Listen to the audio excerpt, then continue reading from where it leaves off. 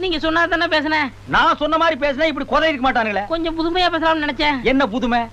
எங்கள் ஓஹோ photo studio முதலாளி வராத காரணத்தால் அவருக்கு பதிலாக என்னை பேச சொல்லி இங்கே அனுப்பி வைத்தார். அவர் சார்பாக மணமகள் மணமகன் வாழ்க. மணப்பெண்ணுக்கு நான் ஒன்று சொல்லிக்கொள்ள ஆசைப்படுகிறேன். நாளைய விதிவசத்தால் நீங்கள் பொட்டிலந்து பூவிலந்து மாங்கல்யம் இழந்து கணவனை இழந்தால் நீங்கள் ஒன்றும் கவலைப்பட வேண்டாம்.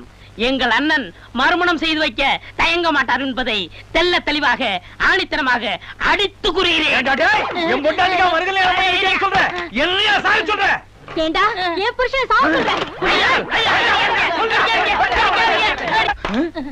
பாவி இப்படி பேசினா இப்படித்தான் செய்வாங்க.